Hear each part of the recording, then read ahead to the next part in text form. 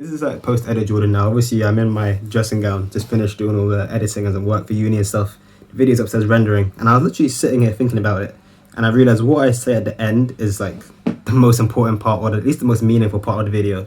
And I realized that most people aren't gonna watch through a whole 28-minute YouTube video just to find out this one little gem in the haystack. So I thought I'm gonna put the end bit now here at the beginning, just after this, and then we'll go into the rest of the video. So that's why it might sound a bit weird, like, why are you saying this now? But it's purely because I know my average viewer retention is at about 3 minutes, so I'm not going to make you wait 25 of that based on, of course, data. So yeah, nonetheless, let's go. I kind of want to see this video out by saying that regardless of whatever side you're on, like, okay, be angry, be annoyed, want better. There's nothing wrong with wanting more, wanting better. But instead of letting that out in anger and outrage, do something about it. Read up about political campaigning. Maybe consider running for your own election one day, being like a councillor or a mayor or whatever. I know myself, I'm going to buy a book very soon and look into the process and how to be like a mayor of London or something. I don't really see myself as a prime minister. I don't see myself as a leader of a country. That's not really things that interest me from as an individual standpoint, because like I don't know. I'll look into it. I'll see. 2024, baby, let's go. But yeah, I know myself, I'm going to look into being, or at least the process of applying to be a mayor of London. And if I don't end up applying myself at some point in time, in a couple of years from now, I'm at least going to have an impact and see what difference I can make from my own personal standpoint, be it by campaigning for a particular person or by sharing posts isn't really much, but like maybe volunteering here or getting involved in a society. That means I can influence political campaigns in some capacity. But you know, time will tell what happens there. But regardless, no matter what side you are, think about why you're angry in the first place, and maybe, you know, tie that anger up, put all of that together, and use it as energy to get yourself from here to there. You know, if you want people to care more about homelessness, why don't you take a minute, invest some money, you know, save up, and then donate to a charity that specializes in homelessness? Why don't you volunteer for a homelessness shelter, or you can give food to a food bank, things like that. If you care a lot about discrimination and knife crime in London, why don't you look for charities that are doing something, actively doing something about that, and help them out in your own way? You don't have to have a Labour government, for example, to practice the policies that they talk about. You don't have to be a prime minister to make a difference. So use this anger, or this, not even anger, even this happiness if you vote Conservatives, or whatever emotion you're feeling now.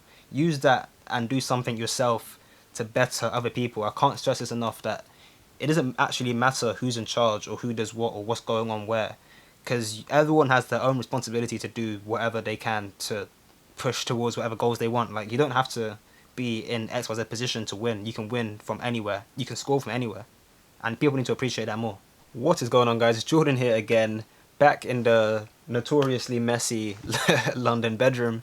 And today, I want to talk about something that I've low-key been trying to avoid on my channel for such a long time, and that is politics. I've literally always tried to avoid talking about things specifically like politics related or even football related, because I'm a very big Arsenal fan, but more trying to put that to a side in order to appease like a larger audience. But I guess recently I've realized that the type of people that I expect to get angry or triggered by political content and things like that are the type of people that I don't really want to attract to this community anyway. So at long last, I thought, why not actually talk about something that I care about, that I have strong opinions on. So right off the bat, I don't actually align specifically to any political party. So before people go down in the comments like, oh, you Labour scum, you Tory this, like, I don't actually follow any specific party religiously, because I don't believe in everything any party actually says. Some parties have policies that I like more than others. For example, like Labour, I might like this and this, but I might not like that or that. Or Green might be okay here, but then the rest of it's kind of bad. And then the Conservatives are the same. I might like this policy and that policy, but I might not think the place of where it comes from is necessarily something that I can agree with, things like that. So, like, I'm going to present a balanced argument to the best of my ability anyway. And I'm going to try as hard as I can to not shame any particular camp here. But yeah, let's for once talk about politics. So what led me to talk about this, of course, if you don't already know, the election was 3-4 days ago, and Labour obviously lost, if you don't know that by now. This is the biggest Conservative victory in, I think, 80 years or 30 years or something, and it's the worst Labour defeat in a very similar time frame. And it's like, a lot of people are confused, and obviously because I'm in a because I'm a young, black student, I'm in the black community, the student community, and basically everyone I know voted for Labour. So I'm in a community where it's very much like very, very liberal, very, very one side. So when I'm looking at social media and talking to my friends and hearing from people that I know and family and stuff, it's all very much like, oh, this is so bad, we lost, blah blah blah, and everyone feels hurt. So I personally voted Labour because I feel like their policies are more aligned to my beliefs at the moment. Not necessarily all of them, but right now, for example, we've gone through a very, very hard 10-year period of course, like Grenfell happened recently. The gap between the rich and the poor is getting bigger. Student debt is increasing, and like a lot of things make sense from my perspective, at least, that Labour are talking about. But a lot of people don't seem to understand why they lost, and everyone's like, why did everyone vote Conservative? And even me, myself, up until like 20 minutes ago, I was always thinking, like, I don't really understand why people vote for certain part, like Green, for example. I'm not going to lie, I haven't completely gone through the whole Green Party manifesto, but when I hear people talking about them voting for that party, I never really come to terms with it, right? But then I took a step back and I thought, why do people even vote for Labour? Why did I vote for Labour in detail as opposed to other parties? And then I started to think about it, and I came to this conclusion of like about 5 points as to why I think Labour lost the election. And I can break it down very quickly into, that's the whole point of this video. Obviously at some point I want to go into it in more depth, because I feel like this is going to be a short 10-minute video. It's going to be kind of concise, but just off the top of my head, like the main points that I think are the reasons behind why Labour lost will come down to Corbyn and the leadership as a whole, the party, like the general party, the Conservatives, and like the impact and the role they played in, I suppose, taking votes away and stuff. And I'll go into more that in more detail anyway. And then last but not least, the supporters. And I think the supporters is going to be the most interesting point to discuss, because I already anticipate some interesting conversations coming from that one. But to start off, let me talk firstly about like my opinions on Corbyn and the leadership and the massive role they played in why we had such a disappointing result. For me, like I didn't watch all of the debates and stuff, but I watched most of the highlights. I read up and I knew what was going on and when it was happening. And just from looking at it, when I'm watching it now, looking back at the transcripts and stuff like that, there was no clear structure. There was no clear communication, I should say, between the leadership and then the rest of us. Like I don't really know what Corbyn meant when he said certain things. Let's look back at 2016, for example, when he said he'd scrap student loans and there'll be no tuition fees and everyone will be fine. Like, you can't just make a statement like that and without any substantial evidence. Corbyn and the rest of the leadership, to be fair, came out with so many unsubstantiated comments and remarks and policies that, even though they sound great to the ear, it's like, yes, I don't have to pay student debt, or yeah, we're going to lower taxes, yeah, high taxes for the rich, hooray, and things like that. It makes sense when it's said, like, it sounds good, but there was no real substantial evidence, or there was no real like a plan in place to go from A to B. It was very much like saying we're going to end austerity when we become, the leaders. That's what Corbyn was saying, basically. But now that I'm looking back, I'm thinking how? What are you actually going to do? How is this particular policy going to impact, the economy in a way that actually benefits more people as opposed to just the Labour Party or your pocket? We're very much used to seeing leaders tell lies. I mean, that's basically like a good chunk of what politics seems to be nowadays, just lies and nonsense to get into power. So looking back now, it's interesting to see like so much of what the Labour Party was promising, and to be fair, even other parties, like a lot of what we saw in this campaign was unsubstantiated, and that to me, when you're someone who, like, obviously this is my first, well, it's not my first general election because we've had like 3 in the last 5 years, but considering I'm 21, I didn't get to vote for Brown, Blair, the coalition a few years ago with David Cameron. Like, this is my first proper election that I've been able to vote in, so I'm not, and most people my age as well, we don't have the same level of experience almost and to know what to look out for, what are the recurring themes. I mean, a lot of my friends were like, even myself, I was questioning how exit polls were calculated because I just didn't know until I looked it up. And I assume a lot of people that are older than me, that have been through more, you would assume at least they'd have more knowledge of this. They'd be able to look at certain things and see this is obviously a ploy to get votes, or this is obviously fake, and it's things like that. So yeah, there are a lot of things that I didn't necessarily understand to start with, but I mean, a lot of the claims were literally just claims, and nothing was, there was no evidence for anything. And as someone who going into it now with a more experience, I obviously haven't looking back.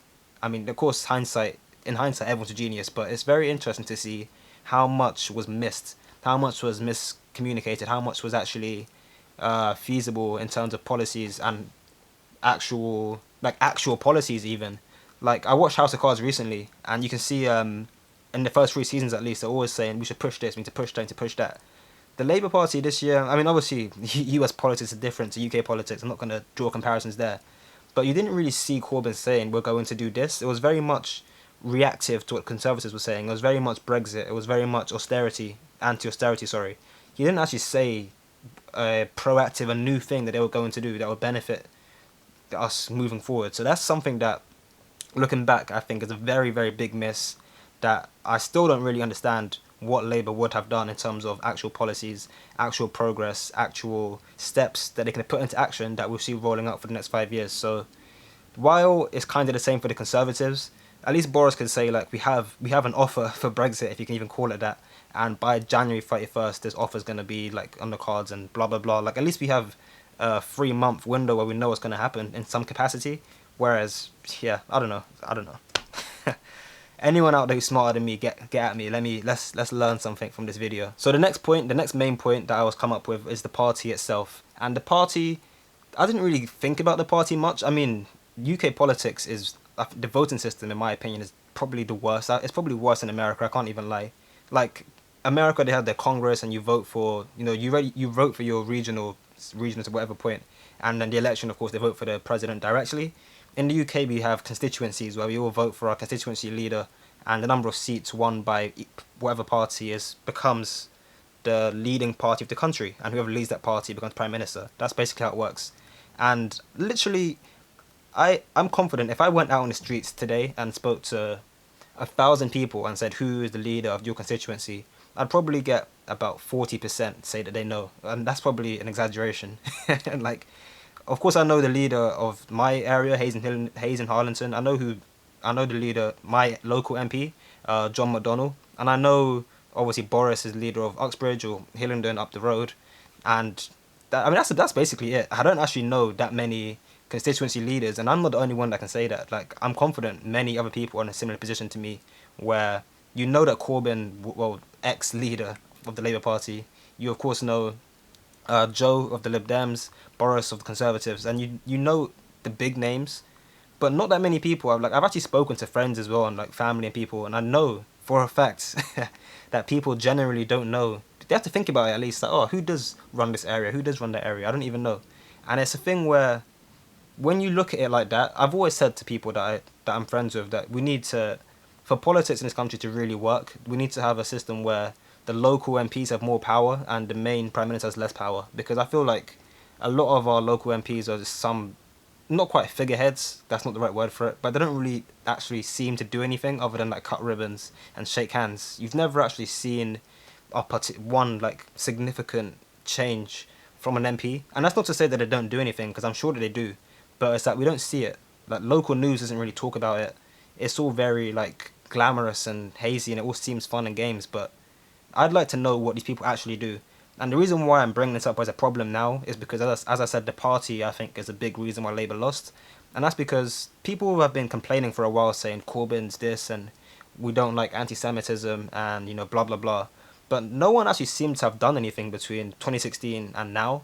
Most of these MPs seem to have been quiet the whole time. And then as soon as Labour lost, they're all scapegoating the leaders, saying, oh, Corbyn's fault that this happened, blah, blah, blah. Like, where were you 3 months ago? Where were you back in 2016, 17, 18? A lot of these people are, to me at least, I can't speak on behalf of the whole Labour Party, I can't speak on behalf of the whole UK, like I'm not everyone, but me, as an individual, I very much see a lot of these MPs as just nameless faces, people that just come up here and there, and as I said, right now they're all scapegoating Corbyn, they're all saying, you suck, you haven't done anything, it's your fault, and I mean, he's already resigned, whereas these guys are still standing there screaming their heads off, like, oh, we're the new racist party, like, no one says, I mean, I've never said that, and I've never heard anyone say that.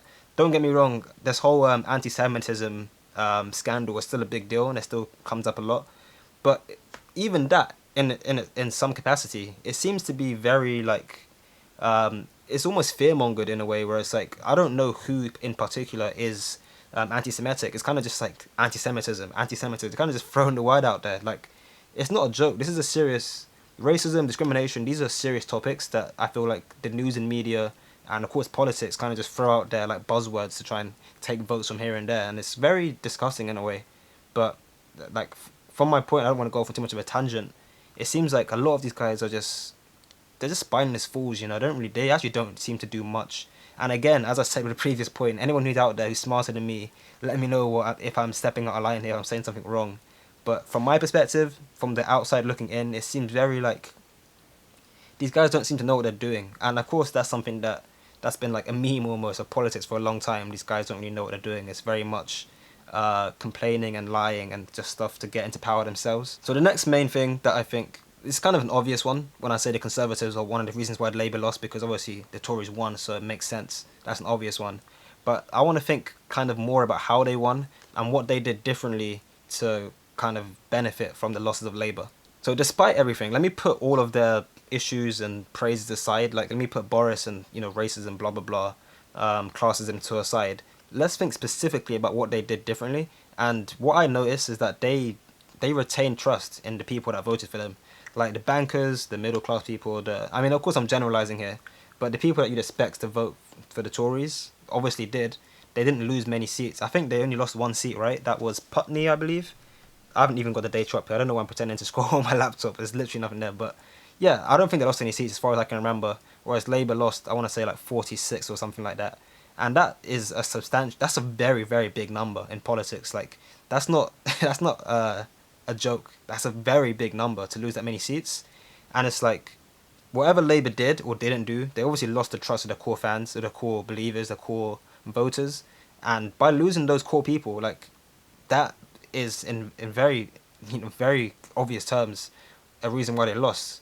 And the Tories, whether they did it through good means, bad means, whatever, retaining trust in their voters, having people that always vote for them still vote for them, is something that you have to admire in some capacity. Again, putting aside everything that you believe in about that party, that's something that I don't understand why Labour let that happen. How they lost so many core seats as well. Like, I can't remember the specific term for it, like the Red Wall or the Heartlands. They lost some seats that were theirs for years, and it's like that's crazy. I don't know how does that even happen? How do you go from having a guaranteed win here to losing it in the space of 3 years? Well, not even 3 years, in the space of like 80 years, because they've had some of these seats for such a long time, and then boom, gone. Like, it's ridiculous. I honestly think that, I mean, this is what everyone's going to say, obviously, but like Brexit is, of course, one of the main reasons why people voted in this election, because of, well, one, Brexit, and two, their trust in the leader. Another thing that I find interesting is that I never followed up with this stat. I kind of read it online and just believed it, but it's like there are 151 billionaires in the UK, and I think a third of them supposedly actively financially back the Conservatives, and none of them back Labour, allegedly. Like I said, I've never fact checked that. I've seen this stat online. I don't know if it's true. But if that is true, that leads me to ask the question that why do Labour seem to pride themselves on not being backed by billionaires? Like, don't get me wrong, if you don't want to attract the rich people, that's like, you do you, and that's the way you want to do it. If your voters and your believers are in this demographic, there's no need to go after another one in some capacity. But if you know that the Tories are getting all this financial backing and that's going to help them win the election, like, what you're saying is, okay, they're getting A's going to help them win, but we don't like A, so we're not doing it. I mean, there in some way there's like a concern of not sacrificing your morals and your beliefs and stuff, but at the same time you're basically handing them the cup based on your so-called morals and beliefs. That it literally doesn't make any sense anymore. For you to say, oh, you have billionaires, so that's, you know, we don't have billionaires, we're better than you. Like, no, you're not. That's not a valid argument. Just because people have made, I mean, when it comes to tax and avoiding tax, stuff like that, of course, that's a different argument. But when you talk specifically about an individual, someone that has $1 billion, £1 billion, versus someone that has £20 in their account, the only difference between person A and person B, just from what I said, is that A has more money than B. I'm not telling you whether, I'm not talking about race or class or what they spend that money on or how they earn their money. Just as all I'm saying is that they have more. A has more money than B, basically. In what way did you look at person A and say, nah, we don't want your vote, we don't want your help, but B, we want that? Because you're putting so much value on the amount of money they have that it's almost offensive in some capacity. Like, what? I don't understand what you're actually doing, what you're actually trying to achieve here. It really makes no sense to me. Another thing as well, like not specifically about the Conservatives, but about other parties, is that the Tories were the only big party, as far as I could tell at least, that were talking the most about Brexit and about actually getting Brexit done, and they were very pro-Brexit. Whereas all the other parties, including Labour, of course, were anti-Brexit, and we have to do another referendum, and we're going to do another offer, and blah blah blah, and all this other stuff. Which, I mean, again, they can do whatever they want to do. Each party has their own belief systems and stuff like that. But what that means from like a voter standpoint is you're either voting for Brexit, in which case you vote for the Conservatives, or you vote against Brexit, in which case you have 50 other parties to vote for. That means if people are split 50-50, similar to the UK referendum back in 2016, which was like, what, 52-48 or something, that means of those 52 people that are voting for Brexit, whether they believe in Labour, Lib Dem, Green, or the Conservatives, they don't really have a choice here because only Conservatives and, of course, the Brexit Party, but they don't really mean anything. Those people only, like, they literally can only vote for the Conservatives, whereas the 48% have a variety of Labour, Green, Lib Dem, blah, blah, blah, to vote for. That, in a way, like, I don't actually know why that happens. I guess, again, like, every party has their own beliefs, and they're not going to lie about that. Well, I mean, they will, in some capacity, but they're not going to straight up say, we don't believe in Brexit, and then the next day, endorse it, because that only reflects badly on them. So, it makes sense from a political standpoint, but when you look at it in detail, they very much were asking to lose, because there was literally no way Labour, for example, were going to get a majority, considering more people wanted Brexit anyway, and a lot of people that didn't want Brexit want it now. And I mean, you can argue people that wanted it back then don't want it anymore, so it's probably like an equal split still. But it's like the people that didn't want Brexit were still spread out among all of these parties, where if there was only one real candidate for Brexit. So that's an interesting one. That's of course a different topic that we can explore in more detail at some other point. But regardless, that's kind of my third point about why I think Labour lost. The last thing, and as I said, I expect this to be a conversation starter in some capacity, is the supporters. Like, I kind of touched on it before, talking about the billionaires and like the difference that the target audience is. But what I've noticed the most with, and not just Labour, let me talk about the like people on the left wing people in general, and not just in the UK, also in America and like across the world, is that it seems very, very, I don't know the specific word for it, but it's very on trend to be a leftist activist, right? It's very trendy right now to be outraged, and I think that's ridiculous. A lot of people I know, like I put a tweet out as well recently. I put that screenshot up somewhere, and I know people were outraged by that because I got a few messages as well actually, but not to get into that too much. People were like, this is a lot of people were quiet. Is what I'm trying to say. People didn't really say anything. A lot of people I know have never, ever, ever, ever spoken about politics, about race, about class, about anything. People have only seemed to talk about their own personal lives, going out, their degree, getting Starbucks, yada, yada, yada. And then suddenly, as soon as Labour lost, it's like, oh, I have all these opinions that I've never shared before. And then the next day, suddenly nothing again. And I get it in some capacity. You can be outraged, you can be emotions run high in specific circumstances. But it's very interesting to me to see people suddenly have such strong, heavy opinions, but never actually do anything about it. Like, it's one thing to complain, and it's one thing to like actually go out there and make a difference, or to be convincing, or to make an impact. And that's the thing that bothers me about it. I feel like I've said a lot to friends and stuff about my how I don't like those sorts of people that are just angry. But a lot of the times I've kind of missed the point of what I'm trying to say, and that is that complaining it doesn't achieve anything, because all it is unnecessary outrage that's fueled by anger. It's based on a trend. It seems like, at least. It very much hides the true reason of why you or other people voted for that point, because instead of saying, oh, I like the Green Party because of this, what you're saying is, I don't like the fact that Boris won because of this, and that doesn't really resonate the same way, because it comes across as angry and aggressive and very off cue, if that kind of makes sense. A lot of people, even in my own circle, as I said, I'm a student, I'm black, I'm in these communities that are very, very Labour focused, very left focused, and I saw a lot of arguing, a lot of shaming, a lot of you're this, you're that, like attacking people from the other party, and it's like, just because someone voted this way or that way doesn't mean they're a bad person. Just because in your head Conservatives are racist, for example, and yeah, they might have a few policies that are substantiated by racial discriminatory beliefs, right?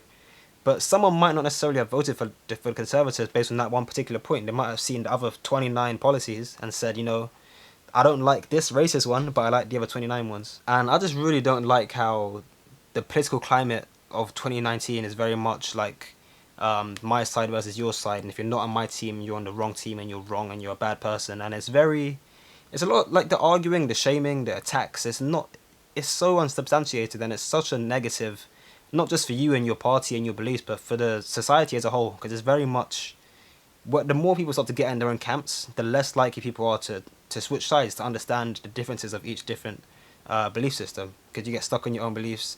And it's got to a point now, which I kind of noticed it before, back in 2016 as well, but it's never been so clear now, where people in this camp, like, we don't even dislike those guys anymore. It's at a point now where we just talk about how bad they are, like, oh, those guys are scum, right? And you kind of going back and forth, just getting angry off of nothing, off of the belief that they're bad. You don't actually know whether or not they're bad or whether they disagree with you. Like, the chances are we have similar beliefs, at least in some particular regions. Like, you might not agree with everything, but I'm confident that a lot of people that voted for either side are more similar than they are, like, not similar. But it's, yeah, man, it's crazy. It's actually crazy. Like, I actually saw this Facebook post recently from a private, not a private, it's like an anonymous posting thing on Facebook that Bristol has. And I'm going to, like, skim through the key points of the post. I've got it on my phone here. And what the person is basically saying is that they're disappointed in the way that people talk about the election during the campaign. This person's obviously not from the UK. They're from, well, they don't say where they're from, but it's obviously someone like in Africa or the Middle East or something that's not politically stable right now. And they talk about how everyone here is so sure that they're right and that their beliefs are the best for everyone. They got a quote here saying, "I'm smart. Everyone who thinks everything else is stupid. If only they listen to me, nothing would go wrong." And, like, that very much sounds like basically every single person I've spoken to in the last few weeks. And again, it's very much like attacks on one side, attack on that side, attack, instead of actual meaningful conversation that's actually pushing it forward. It's something that I notice a lot in terms of art, which I'm not going to talk about in this video, as I mentioned, but I talked to my friends about this, about how artists in America, music artists, sketch artists, painters and stuff, comedians, always talk about politics in a way that kind of trivializes it and makes it more accessible. It makes it funny in a way that, and it normalizes politics so you can talk about it in a way that's not necessarily offensive. It's almost a safe space to talk about your beliefs. In the UK, we don't really have that. We have Dave, who talks a lot, a British rapper who talks a lot about politics here and there. And not specifically like Labour, Conservative, blah, blah, blah, but, social issues. He talks about social issues. That's probably a better way to phrase it. And then that's kind of it. I mean, we have a bit from Stormzy every now and then. JME and Skepta are a bit touchy on it as well. But these are 4 rappers. We don't really have any comedians that talk about politics. There's not really much TV shows that kind of delve into the nuances of social interactions in this country and London or around the UK. And it's very, like, it's easy to see now that I'm looking at it again with more experienced eye, how it's like, it's not trivial per se, but people aren't aware enough of how things are in other parts of the country and other parts of their society and their communities, that it makes sense why everyone is so siloed and kind of believes their own system. For me, as someone who lives in London and studies in Bristol, like, I've only been experiencing city life. I have no idea what goes on in Ireland, or Northern Ireland, I should say. I have no idea what goes on in Wales, in Scotland, in Yorkshire, in Dorset. And these parts of the UK are so drastically different from London. Like, I mean, most parts of England are different from London. I mean, I should go as far as to say most parts of London are different to other parts of London. That it's so hard to have a vote that's fair for everyone. At the end of the day, like, we are approaching Brexit now that Boris is in power. We're going to have a Tory government for at least... Well, no, that's not true. For up to 5 years, because there's no telling if he might resign in a month or if something else might happen. But regardless, the next 5 years are looking like a Conservative government. Brexit is coming. Politics right now is very stressful. Like, do something about it. Cheer up in some capacity. If you're angry, as I said, do something about it. Bottle up, channel up that negative energy and translate it into something more positive. Be out there. And yeah, 5 years, we'll see how things go. That's basically it. I've kind of gone well over time, but regardless, I hope you enjoyed. Let me know in the comments what you guys think, because I really want to get some sort of discussion going. I don't want it to be like a one-time thing where I just shout at a camera and then call it a day. So